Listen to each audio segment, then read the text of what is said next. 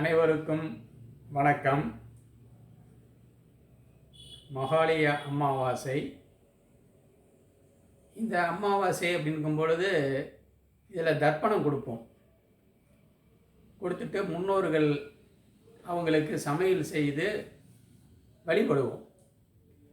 இந்த சமையலில் என்ன காய்கறிகள் இடம்பெறணும் அப்படிங்கிறத பற்றி நாம் இந்த நிகழ்ச்சியில் பார்க்க இருக்கிறோம். என்னென்ன காய்கள் முக்கியமாக இடம்பெறணும் அப்படிங்கிறது. அது தொடர்பாக ஒரு கதையும் இருக்குது, ரொம்ப சுவையான ஒரு கதை. அதை பற்றி நாம் இப்போ பார்க்க போகிறோம்.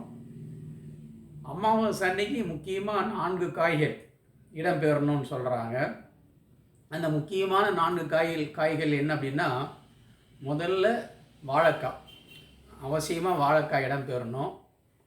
ஏன் வாழைக்காய் இடம்பெறணும் அப்படின்னா, அந்த குடும்பம் வாழையடி வாழையாக வளர வேண்டும் அப்படிங்கிறதுக்காக வாழைக்காய் அன்னைக்கு சமையலில் சேர்த்திக்கிறாங்க. அடுத்தது பலாக்காய், ரொம்ப விசேஷமானது. இது இந்த அமாவாசை அன்னைக்கு இது சேர்த்திக்கூடிய ஒரு காய். அடுத்தது பிரண்டை அப்படின்னு சொல்கிற ஒரு காய். அந்த காயையும் நாம் அமாவாசை அன்னைக்கு சேர்த்திக்கிறோம். அடுத்து பாகற்காய். இப்படி 4 காய்கள் ரொம்ப சிறப்பானது. எங்கள் ஊர் ஈரோட்டில் ஒவ்வொரு மாத அமாவாசைக்கும் தர்ப்பணம் கொடுப்போம். அப்போ ஒவ்வொரு மாதமும் 7 அல்லது 9 காய்கள் செய்வாங்க. அதாவது கொடிக்காய் என்று சொல்லக்கூடிய அந்த காய்கள் செய்வாங்க. அதில் இப்போ நம்ம இந்த படத்தில் பார்க்கக்கூடிய ஒரு காய், இதுக்கு பேர் சேமந்தண்டு என்று.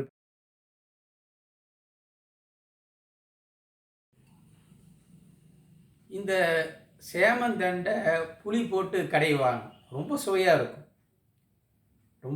இந்த சேமந்தண்டு உடம்புக்கு ரொம்ப ஆரோக்கியமானது கூட இந்த சேமந்தண்டு. அப்புறம் மஞ்சள் பூசணிக்காய் அது செய்வாங்க. வாழைத்தண்டு அன்னைக்கு இருக்கும். வாழைத்தண்டு, அவரைக்காய், இதுபோல் 9 விதமான புடலங்காய், இதுபோல் 7 இல்லை 9 காய்கள் செய்வாங்க. இன்றைக்கி கண்டிப்பாக வாழைக்காய் பஜ்ஜி கண்டிப்பாக இருக்கும். அப்புறம் பாயாசம், பாசிப்பருப்பு பாயாசம் இருக்கும். இப்படி நம்ம இதெல்லாம் செய்து முன்னோர்களுக்கு பெரிய தலவாழை இலை போட்டு அவர்களுக்கு அந்த சாதங்களெல்லாம் வைத்து வழிபட்டு அதை காகத்துக்கு வச்சுட்டு அதை பிறகு சாப்பிடுவாங்க. இப்போ இதற்கு இந்த முக்கியமாக 4 காய்கள் சொன்னோம். அதாவது பாகற்காய், வாழைக்காய், பிரண்டை, அடுத்தது பலாக்காய். இந்த 4 காயும் சொன்னோம். இது சம்பந்தமாக ஏன் இந்த காய் நம்ம பயன்படுத்தணுங்கிறதுக்கு புராணத்தில் ஒரு கதை சொல்கிறாங்க. கதை அப்படின்னாவே நமக்கெல்லாம் ரொம்ப விருப்பமான ஒன்று, எல்லாரும் ஆசையாக கேட்பாங்க. என்ன கதை அப்படின்னா, நமக்கு வசிட்டர் தெரியும், நமக்கு எல்லாமே வசிட்டர் தெரியும். அதே போல் விஸ்வாமித்திர முனிவர் தெரியும். விஸ்வாமித்திரர் அப்படின்னா ரொம்ப கோபக்காரர். ஒரு முறை வசிஷ்டர் என்ன பண்ணுறாரு அப்படின்னா, விஸ்வாமித்திரரை பார்க்குறாரு. பார்த்துட்டு, தங்கள் வீட்டில் சிரார்த்தம் வச்சுருக்கோம், அதனால் நீங்கள் உணவு அருந்தணும் அப்படின்னு அன்போடு அழைக்கிறார்.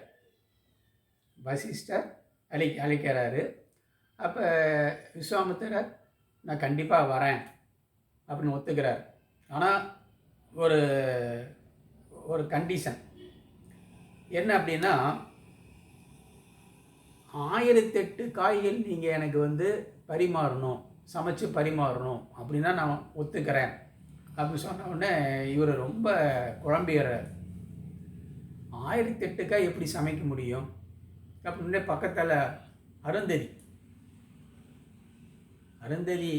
கற்புக்கரசி, விநாயகருக்கு முதல்ல கொழுக்கட்டை படைச்சதே இவங்க தான். அப்படிப்பட்ட பெருமை மிக்க அருந்ததி என்ன சொல்கிறாங்க அப்படின்னா, நீங்கள் முனிவரை வர சொல்லுங்கள், நான் பார்த்துக்கிறேன், 1008 காய் தானே, நான் பண்ணிடுறேன் அப்படின்னு சொன்ன உடனே இவருக்கு ஒரே ஆச்சரியம். சரி வாங்க, நாங்கள் 1008 காய் செய்கிறோம் அப்படின்னு சொல்லி வர சொல்லிடுறாங்க. அந்த சிரார்த்தம் பண்ணுற நாள் வந்தது. உடனே அந்த அன்னைக்கு இவரும் வரார், விஸ்வாமித்திரரும் வராரு. எல்லாம் சாமியெல்லாம் கும்பிட்டுட்டு அவருக்கு உணவு பரிமாறுறாங்க அருந்ததி. அப்போ அருந்ததி உணவு பரிமாறும் பொழுது இலையில பார்த்தா பலாக்காய் வைக்கிறாங்க, அப்புறம் வாழைக்காய் வைக்கிறாங்க, பிரண்டை வைக்கிறாங்க, அப்புறம் வாழைக்காய் வைக்கிறாங்க. இந்த 4 காய் வச்சுட்டு சாப்பிடுங்க அப்படின்னுக்கிறார். உடனே விஸ்வாமித்திரருக்கு ரொம்ப கோபம். நான் 1008 காய் உன்னை செய்ய சொன்னால் நீ 4 காய்களை மட்டும் செஞ்சுட்டு என்னை சாப்பிடுன்னு சொல்கிற அப்படின்ட்டு ரொம்ப கோபம் வந்துடுது. உடனே அருந்ததி அவங்க சொல்கிறாங்க, சுவாமி உங்களுக்கு தெரியாத சாஸ்திரம் கிடையாது, எல்லாமே உங்களுக்கு தெரியும், அதை நான் சொல்லணும்னு கிடையாது. இதில் என்ன அப்படின்னா, இது பலாக்கா. இந்த பலாக்கா 600 காய்களுக்கு இது சமம்.